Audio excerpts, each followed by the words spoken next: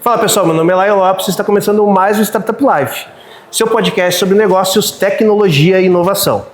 E hoje aqui dando continuidade à nossa série de episódios com grandes nomes que estão participando aqui na Semana Caldeira. Então é um evento que nos proporciona assim, esse momento de conseguir trazer grandes nomes aqui para o podcast de forma presencial aqui. E hoje eu estou com o italiano, coração brasileiro, Daniel Scuzzarello, que é CEO da Simes Software aqui na América Latina. Daniel, seja muito bem-vindo aqui. Espero não ter falado o teu sobrenome de uma forma tão errada. Perfeito, não é tudo certo. Mas seja bem-vindo ao Startup Life. Te apresenta aí para a nossa audiência. Obrigado. Como você falou, meu nome é Daniel, estou como CEO da Simes Software para a América do Sul. No Brasil há 15 anos, engenheiro, todo esse background. Hoje a liderança que eu trago é uma liderança muito focada em pessoas, apesar que a gente trabalha com software. Então é uma combinação muito interessante. E Daniel, como que o italiano veio parar aqui no Brasil? Na verdade eu passei pela Suécia, estudei na Suécia, fiz faculdade lá, trabalhei 13 anos em Suécia. Em umas férias, voltando para a Itália, em uma balada, encontro uma loira brasileira que se torna minha esposa. Legal. Me traz para cá em 2010. Veio pelo coração, então. Imigrado de amor, 100%. Daniel, a Simes ela é muito conhecida assim talvez a geração mais atual não tanto, mas a minha geração ela foi muito impactada pelos telefones da Simes, pelos hardware da Simes. Uhum. E hoje a Simes ela tem, não de hoje, mas tem um braço de software muito forte, muito ligado à parte da indústria.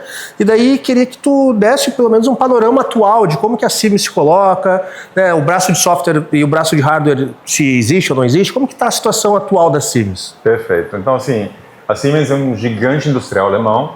Acho que se você for perguntar por 10 pessoas diferentes, tem 10 versões de Siemens diferentes. Faz de tudo, faz equipamentos médicos, turbinas a gás, faz um monte de coisa. A Siemens hoje, com a nova gestão do Roland Busch, que é o nosso CEO global, traz uma pegada muito forte de tecnologia. Desde 2006, 2007, existe uma divisão de software dentro da Siemens. Nós começamos a comprar empresas, nós começamos a criar uma independência e a gente hoje entende que a Siemens é uma empresa de tecnologia, tanto é que o nome da Siemens o sobrenome lá, mas o pitch é One Tech Company, uma empresa de tecnologia onde o software e a digitalização fazem parte da alma dela. Então hoje nós temos claramente toda a parte de automação, toda a parte de eletrificação, toda a parte de infraestrutura inteligente, ligadas totalmente a uma iniciativa muito forte de indústria 4.0, de IoT industrial, de inteligência artificial, de desenvolvimento, de cuidar do dado. Então, assim, hoje não existe outra empresa que tenha um portfólio tão abrangente para atender a indústria 4.0, em todas as verticais industriais. Forrester, McKinsey já reconhece a Siemens há um tempo como o principal player de IA industrial no mundo, que é bem diferente de uma IA de pessoa física, por exemplo. Requer cuidar de dados, requer governança de propriedade intelectual, requer saber utilizar as ferramentas para um motivo muito claro. E a gente tem isso como propósito de vida. Nós queremos ajudar nossos clientes com tecnologias digitais a trazer a ideia para uma realidade em menos tempo, com mais eficiência e mais qualidade. Muito bom. Tu falou um termo ali, né, sobre indústria 4.0, a gente vai falar bastante durante o nosso papo sobre IA focada na indústria, né, nos episódios anteriores aqui que a gente gravou, a gente conversou com o Josimar, que ele falou bastante sobre a revolução silenciosa que a IA está fazendo na indústria, está fazendo em outros setores também, como medicina. Sim. Mas talvez seja a aplicação de IA que não seja tão acessível para o público geral, mas que certamente está revolucionando o mercado. E daí eu fui fazer meu tema de casa, obviamente, e fui estudar um pouco mais sobre o Daniel. Vi uma reportagem, uma entrevista sua para Exame, onde tu comentou sobre a Sociedade 5.0. Correto. Que eu achei muito interessante, queria que tu comentasse um pouco desse termo aqui para nossa audiência também um pouquinho. Perfeito. Bom, Sociedade 5.0 é um termo japonês, não sei exatamente o ano, vou errar se eu falo, você tenta acertar, mas Já há alguns anos atrás, os japoneses começaram a se perguntar o que a gente faz com essa transformação industrial, com essa revolução industrial que conecta o cibernético com o físico, com o humano. Qual é o motivo disso? E aí se propôs uma filosofia, um modo de ver o próximo passo da humanidade, justamente como uma humanidade mais conectada, com mais qualidade de vida, com a tecnologia e a indústria servindo esse humano, em termos de entregar uma saúde melhor, um acesso à saúde melhor, uma educação melhor, uma sustentabilidade, meio ambiente mesmo melhor. Então, assim, coloca um propósito à própria indústria. A indústria não está mais, mas deveria começar a olhar mais para o lado do net positive, ou seja, qual é o rastro positivo que eu deixo para a humanidade, do que vamos produzir mais com menos, e aí a gente fomenta um consumo maior para alguém consumir o que eu estou produzindo, que vira uma roda que não se sustenta. É mais uma questão, como é que eu consigo ajudar a humanidade, o mundo, para ser um lugar melhor. Está em um ambiente ainda filosófico, às vezes desce um ambiente um pouco mais prático, vai e volta, uma convergência. Mas acho que é um rumo muito positivo porque a gente está fazendo com tecnologia. Sim. Hoje a gente está sendo, né, e parte dessa evolução da sociedade, parte de como que a indústria pode deixar um rastro positivo, a gente sem dúvida nenhuma está sendo muito impactado com a IA, né? Então não tem, se a gente for pegar aqui durante a Semana Caldeira, sei lá, 11 a cada 10 painéis vai falar sobre IA em algum momento, né? Se alguém não fala, é estranho. Exato. E daí não tem como a gente deixar de falar sobre IA aqui também, principalmente nisso que a Sims tem se posicionado cada vez mais, de ser a aplicação de IA para a parte da indústria. Hoje tu consegue trazer um pouco de como é o panorama, como que a Sims hoje está ajudando a indústria e alguns cases ou exemplos de aplicação da IA nessa área? Perfeito. Como eu falei, nós temos IA dentro do nosso DNA há muito tempo. Trabalhamos com IA há 10, 15 anos, dentro dos produtos que comercializamos, seja software, seja hardware. Hoje as aplicações são mais maduras porque nós trabalhamos com o melhor dos mundos, ou seja, nós não queremos reinventar a roda. A OpenAI, Microsoft, seja que for, tem uma base de LLM muito forte. O problema é que se eu pego a minha base de informações, os dados que eu tenho na empresa, que minha fábrica me proporciona, e coloco em um sistema público, eu perco totalmente minha propriedade intelectual. Então, assim, a gente precisa habilitar, primeiro, os dados a serem trabalhados. Então, assim, a questão que o dado não é o petróleo, que o dado é a coisa mais importante, é verdade, mas, assim, você tem que saber o que você vai fazer com o dado, porque senão você vai só simplesmente acumular um monte de lixo digital. Então, o dado tem que ser acessível, tem que ser rápido, tem que ser online o tempo inteiro e tem que ser consumível de forma intuitiva por todo mundo. Digitalização tem que ser democraticamente distribuída dentro da empresa. Então eu preciso saber também que, independentemente de qual pessoa faz a pergunta, ele pode ou não ter acesso às informações exatas.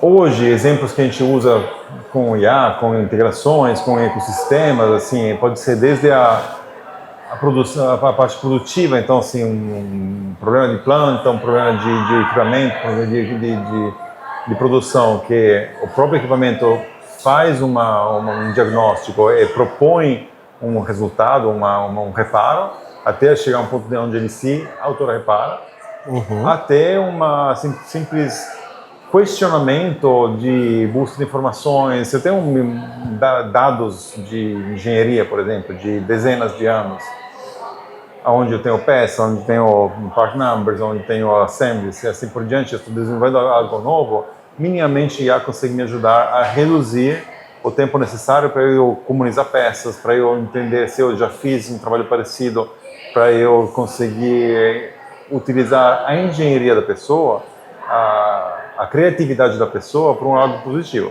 Sim. Estou fazendo um produto, um processo melhor, e aí a IA me ajuda a trazer essas informações para mim. Sim. Parece que tem que ficar perguntando para pessoas ou buscando databases, assim, manualmente. Temos aplicações também em Copilot industrial, onde com LLM, ou seja, conversando com o robô, você consegue programar um PLC, por exemplo. Antigamente você tinha que parar, achar um desenvolvedor, ficar teste com comissionamento virtual, só para mudar um parâmetro de uma automação. Então, assim, as aplicações são infinitas, assim.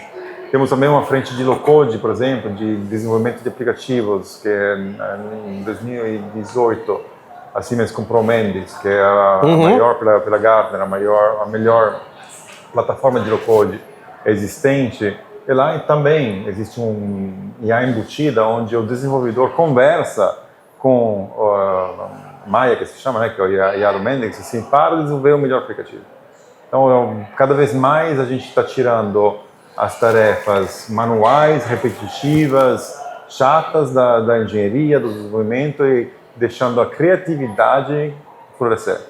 IA é uma ferramenta. Para ela ser uma ferramenta, não pode substituir um pensamento crítico.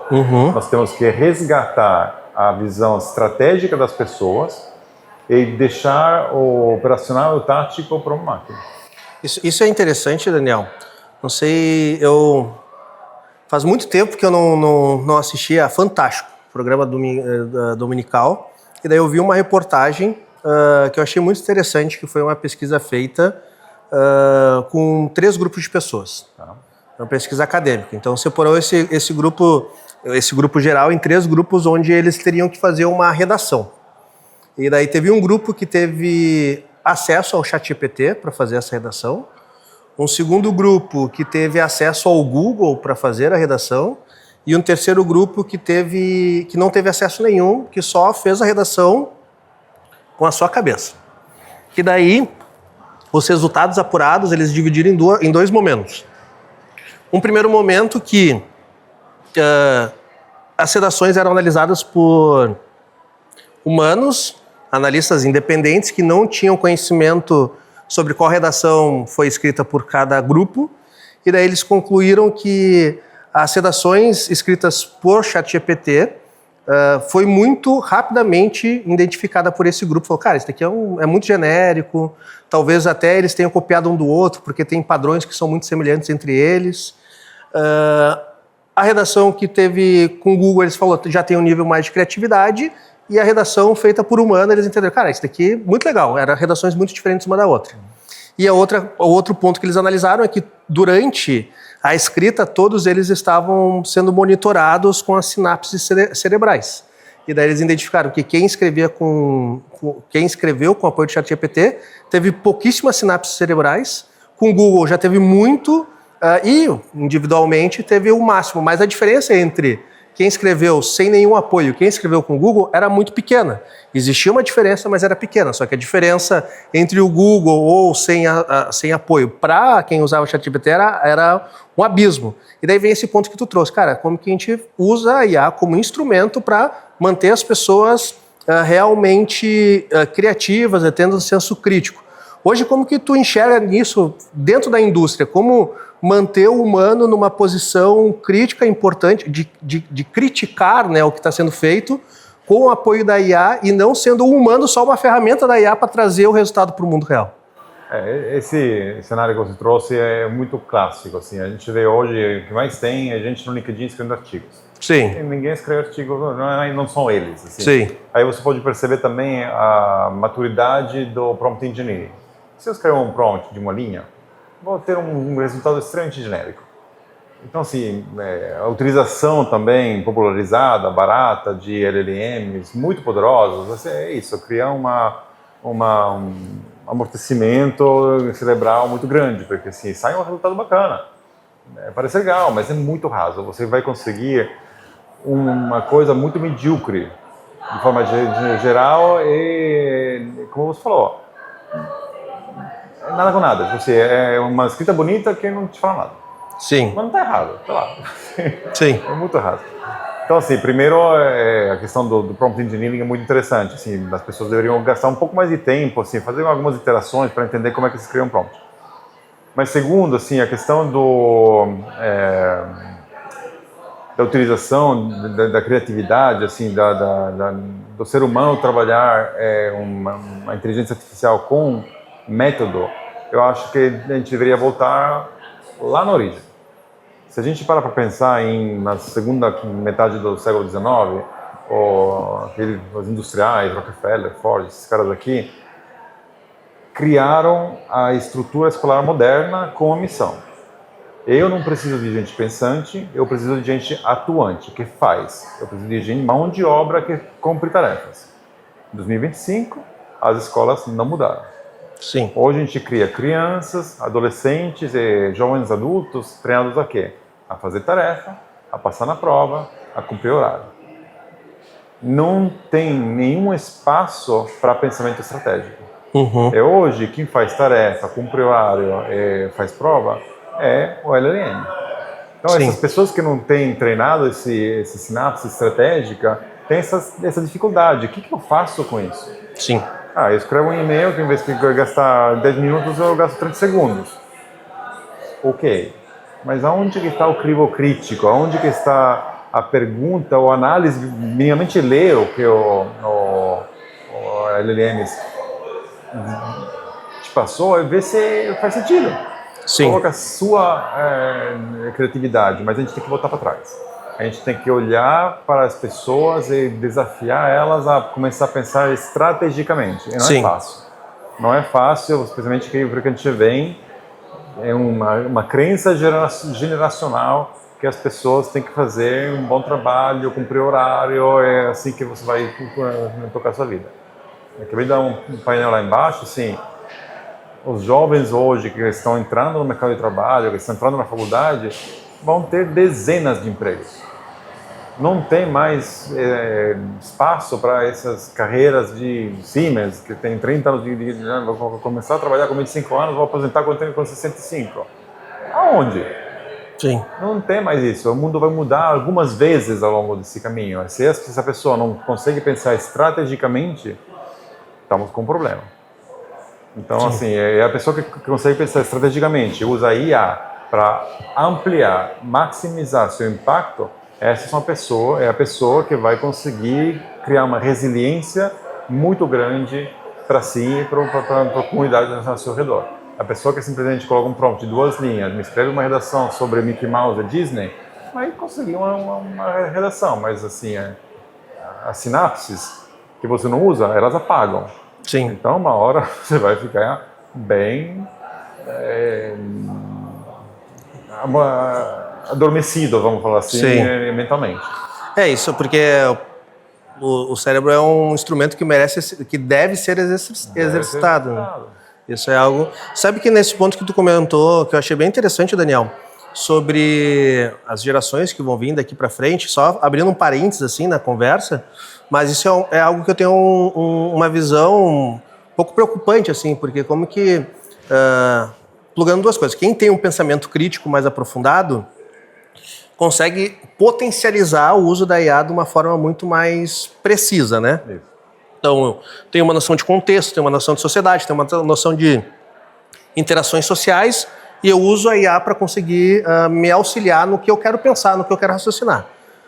Só que isso demanda, tu ter esse tipo de pensamento crítico, demanda de tempo, experiência dentro do mercado e tá experimentado em várias situações. Então, esse cara ele vai ter um potencial de eficiência muito maior e provavelmente ele vai reduzir muito o número de mão de obra mais júnior ou iniciante em várias indústrias. E essa galera mais nova talvez não consiga nem ter a possibilidade, a oportunidade de adentrar dentro do mercado, né? De conseguir ter essa possibilidade de obter as experiências necessárias que os profissionais têm hoje. Essa é uma visão minha, queria saber se tu tem uma visão próxima disso ou não. Eu não concordo nada com os teus dias, eu tenho uma visão bem diferente. Eu vejo o problema. Hoje, os recém-formados assim, que entram no mercado de trabalho hoje têm uma séria dificuldade, por 2 motivos. Assim. Primeiro, porque trabalhos de entrada estão pagando muito pouco pelo custo de vida de forma geral. Assim, Sim. Em São Paulo está uma loucura. E segundo, porque você falou, as tarefas que um funcionário júnior alguns anos atrás desenvolvia, hoje uma IA faz. Mas, na medida que a gente tem privilégio de estar capitaneando uma empresa, um time, o que seja que for, nós temos responsabilidade também. Então, assim, a Siemens tem um programa de trainee muito forte. Nós temos programa de estagiário, de estágio muito forte. Assim, nós temos que cuidar dessa galera. Sim. Especialmente quem quer trabalhar. E não quer trabalhar na forma antiga, tem que bater cartão, se fala em português, né? Trabalhar 20 horas por dia. Não. Trabalhar significa que eu vejo um futuro na engenharia, eu vejo um futuro no desenvolvimento. Hoje, já isso é uma crise, porque assim, essa falta de previsão futura está matando na raiz as faculdades técnicas. Sim. Então, não tem gente que quer fazer engenharia mais, tem pouquíssimas pessoas, Sim. comparado com alguns anos atrás. Todo mundo nada contra, assim, youtuber é uma baita profissão, mas é igual você falar, eu jogo bola bem, eu vou virar o Cristiano Ronaldo. Sim. Cara, tem um. Sim. Sabe, tem um pouco mais youtubers por aí que ganham dinheiro com isso, mas assim, para a quantidade de gente que está tentando, vamos também ter um pouco mais de humildade, tipo assim, não é criar conteúdo para criar conteúdo, cadê a qualidade, cadê isso? Então, assim, você tem jovens que estão querendo apostar que engenharia, faculdades técnicas, matemática, o que seja que for, é algo interessante, vamos, como iniciativa privada, ajudá-los a concretizar esse sonho. Uhum. Que seja treinando eles, que seja projetando eles para uma patamar de pleno, né? Antigamente faz júnior, pleno sempre. Rapidamente, para eles terem esse valor agregado no mercado, desafiando a eles a nunca parar de estudar. Nós não podemos parar de estudar, imagina eles. E trazer esse valor agregado, porque assim, eu adoro falar com a turma de estagiários que a gente tem na Siemens, porque eles têm uma velocidade de pensamento muito diferente da minha geração. Eu não me considero tão velho assim, não. Sim. Mas, assim, é muito bom poder falar, trocar uma ideia com essas pessoas que vêm com, realmente, parece que as possibilidades são infinitas. Sim. Isso é fantástico. Então, é isso que a gente tem que capturar, e potencializar. Não podemos matar na raiz, não, você está muito criativo, tem que se encaixar na caixa. Não. É criativo, hoje você está trabalhando com engenharia, mas tem uma ideia de marketing, vamos trabalhar marketing, vamos trabalhar vendas, vamos trabalhar whatever. É trabalhar esse flow, assim. Ninguém nasceu para ser analista júnior no nível 3 de finanças.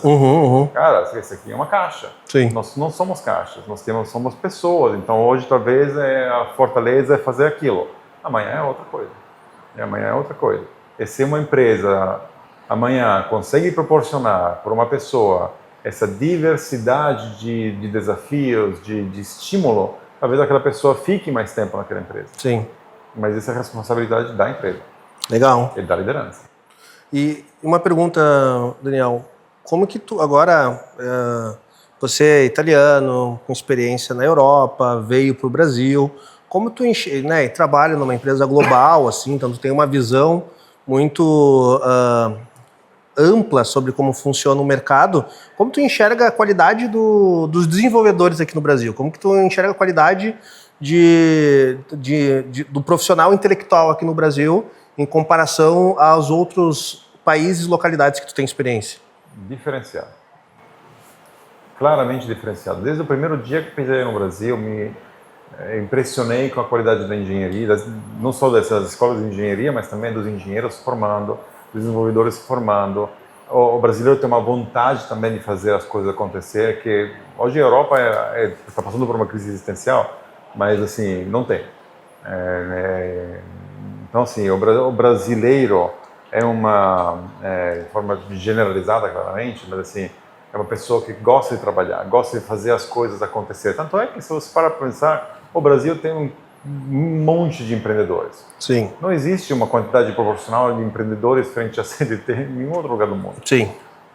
Por escassez, por necessidade, mas o brasileiro vai lá e faz. E isso é fantástico. Eu hoje, com dólar até está barato, mas assim, com um câmbio relativamente favorável, pode tornar o Brasil também um país de exportação de serviços. Pode trazer projetos globais aqui, porque tem qualidade, porque tem conhecimento, porque tem pessoas que querem fazer as coisas. Legal. E daí o Brasil tem, conectando, né, sobre potencial Brasil e a IA também, parte do que a gente tem e que está sendo muito discutido em nível político e e negocial também, que um dos grandes gargalos que a gente tem para a expansão de IA em cada vez mais é a limitação de energia disponível no mundo. E o Brasil ele tem uma vantagem enorme de ser um dos países que tem uma matriz energética limpa muito evoluída, assim, comparada. Quando tu compara Brasil para países de terceiro mundo com outros países em desenvolvimento, é muito bom e é comparável com países, né, desenvolvidos já. E cada vez mais o Brasil vem se tornando um ambiente propício para ser um IA Factory em nível mundial, com muitos data centers aqui. Aqui do lado, nós estamos em Porto Alegre, para quem está nos ouvindo. Aqui ao lado aqui tem a Eldorado do Sul, que vai sair um data center enorme aqui, vai ser... Só o data center é maior do que a cidade inteira de Eldorado do Sul. Então, como que tu enxerga esse momento de limitação energética para o uso de IA e o potencial do Brasil talvez ser um grande celeiro para isso? Tem várias frentes. A questão do Brasil ser um país de matriz energética limpa é fato e é muito positivo desde sempre. Assim, não sei o número exato, mas acima de 80% Sim. é renovável. Não existe outro país, acho que talvez a Noruega tenha algo parecido, que é desse tamanho. Acho que é um bairro de São Paulo. Sim.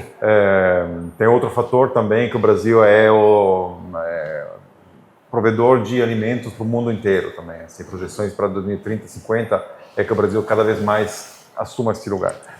A questão de hoje dos data centers, assim, é uma realidade. Eu vejo isso de positivo com ressalva, porque assim, uma coisa é a matriz energética limpa, uma outra coisa é a disponibilidade da energia. Sim. Porque assim, não adianta você plugar um data center do tamanho da cidade e apagar a cidade. Exato. Então assim, hoje, assim, se você vê os fóruns de IA, nos Estados Unidos estão reativando o nuclear. Que voltou a ter muita pesquisa depois de décadas paradas. Décadas, né? Porque assim, e aí a gente tem que olhar para um futuro onde os paradigmas de engenharias podem ser quebrados pela IA. Todo mundo, assim, o próprio Elon Musk fala que assim, uma hora vai chegar em um ponto de energia tão barata que é praticamente de graça. Sim. E aí vai ser o mundo mais abundante do mundo. Ok, temos que chegar lá. Para chegar lá, a gente tem que navegar nesse Pareto, onde tem o custo de energia, onde tem o avanço da IA. Se a energia amanhã fosse ilimitada e gratuita, IA amanhã tem computação quântica, assim, esquece. Assim, Sim. já era. Mas assim, hoje a gente tem que fazer um passo por vez. Então, legal o Brasil trazendo essas inovações assim de centros de IA, são caros, são muito caros energeticamente. Assim. Temos que fazer uma pequena introspecção para saber se a gente tem potencial energético para pagar aquele ar-condicionado. Sim. E tem um outro ponto também que eu sempre falo, né? O Startup Life é um lugar de pauta positiva. Porque de pauta negativa a gente já tem um monte. Mas, trazendo um ponto de reflexão, né? Uma das grandes... Quem critica muito o Brasil se tornar uma farm de data center para IA é a questão de consumo de água também, né? Então, é algo que tem um consumo altíssimo de água, mas o Brasil também tem água em abundância. Talvez a gente tenha aí os dois ambientes propícios para isso acontecer, mas claro que tem muitos desafios. Eu acho que pode ser muito positivo, mas não podemos ser impulsivos nesse momento, plugar um monte de data centers porque são investimentos locais e aí agora a gente tem um problema de geração de energia e também de distribuição, porque assim aqui enfia solto tudo congelado. Sim. Então assim temos que cuidar das pessoas. Claro. É positivo, é tecnológico, vamos trazer isso para cá, é bacana, vamos trazer pragmatismo nos investimentos, porque são investimentos privados dentro de situações públicas que são muito bonitas, especialmente em época de eleições. Olha, sim, moderno, tem um data center do meio da cidade. Sim, sim, sim. Eu sou positivo, sou mais otimista que você vai encontrar, mas assim, tem que ser realista também. Hoje não tem sobra de energia. A gente está num patamar decente, mas assim, na medida que a eletrificação veicular, a modernização das pessoas, assim, traz uma necessidade maior de gasto de energia para a pessoa física, nós temos que balançar isso com a necessidade de pessoa jurídica. E tu vê que acho que ficou nas entrelinhas, ficou muito bem posto já, Daniel, E daí fica, né, tem a liberdade de falar, não, eu não quero comentar, tudo mais. Mas tu acha que assim, o Estado tem muita importância nessa posição do Brasil nosso de, cara, se a gente quer ter isso, vamos trabalhar no aumento de infraestrutura para matriz energética, vamos dar incentivos regulatórios, fiscais, para que o Brasil não perca esse momento. Tu acha que isso, o Estado tem uma posição de importância nesse momento também? Tem. Nós vimos, assim, infelizmente o Brasil tem uma característica de perder algumas oportunidades, assim, não acho que a gente perdeu ainda, mas assim, a questão do hidrogênio verde, o hidrogênio de baixo impacto de carbono, se chama agora, é uma delas. Teve um boom depois da pandemia, a Europa precisando, depois da guerra da Ucrânia, na verdade, a Europa precisando, o Brasil tem abundância de água, tem possibilidades, mas se atropeçou Perdeu a oportunidade, né? Não perdeu ainda, mas assim, poderia ser muito maior. Sim. Muito melhor. Ao mesmo tempo que você olha para o lado privado, assim, o empreendedor brasileiro é uma pessoa extremamente resiliente, porque assim, estou aqui há 15 anos, eu passei por 20 crises. Sim. Assim, cada 8 meses tem uma. Então, assim, um empresário que bota o dinheiro dele, apostando que vai dar certo, aí o câmbio sobe, o juro dispara, o mercado para, alguma coisa assim. O empresário brasileiro é pragmático por natureza. Então, precisa de uma injeção de coragem vindo do governo. Uma ressalva que fala, cara, vai, porque eu te garanto. Hoje, isso não é tão claro assim, não. Hoje, o crédito está praticamente inacessível, juro muito alto, e o empresário fica lá. Quem tem dinheiro bota no Tesouro Selic para pegar... livre de risco ali, total. Risco, e quem não tem dinheiro não consegue acessar esse capital. Então, assim, a máquina pública, independente se é A ou B, se quem vai ganhar as eleições, precisa olhar para o Brasil como uma potência industrial. Ao mesmo tempo que a iniciativa privada precisa se responsabilizar. Não podemos esperar alguém fazer isso para a gente. Em termos de formação de pessoas, em termos de investimento em infraestrutura, em termos de aproximação a institutos como esse, né? A gente está no Instituto Caldeiras, né? Para fomento de inovação regional. É isso, assim, a iniciativa privada tem sua responsabilidade, a iniciativa pública tem a sua também, e aí junto a gente vai chegar em algum lugar positivo. Como eu falei antes, assim, o Brasil, de 15 anos atrás, quando eu mudei para cá, era outra coisa. Sim. A derivada está muito positiva. Sim. Está muito positiva. Então, assim, nos próximos 5 anos vai continuar crescendo. São 2 passos para frente, 1 para trás, 3 passos para frente, 2 para trás, mas a gente vai continuar crescendo.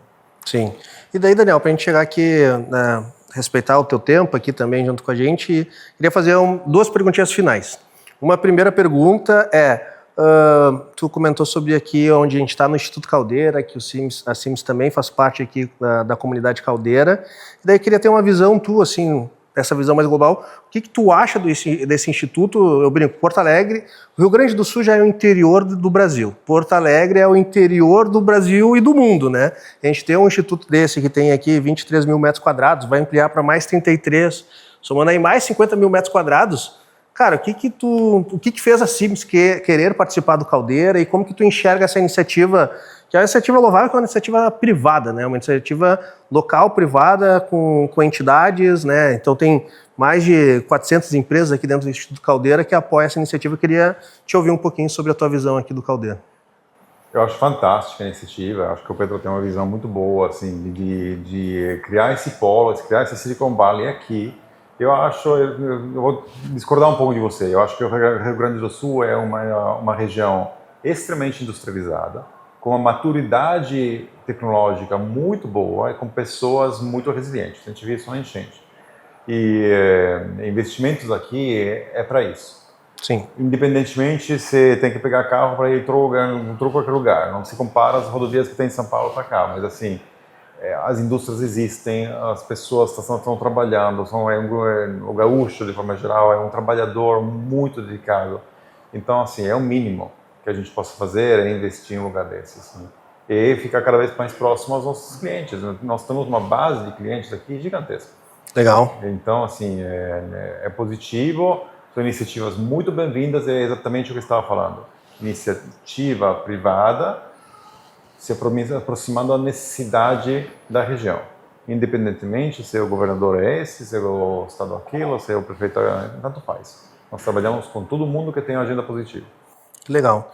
E, Daniel, a última pergunta que eu tenho feito nessa rodada aqui, né, como ideia aqui, já te deixando tranquilo.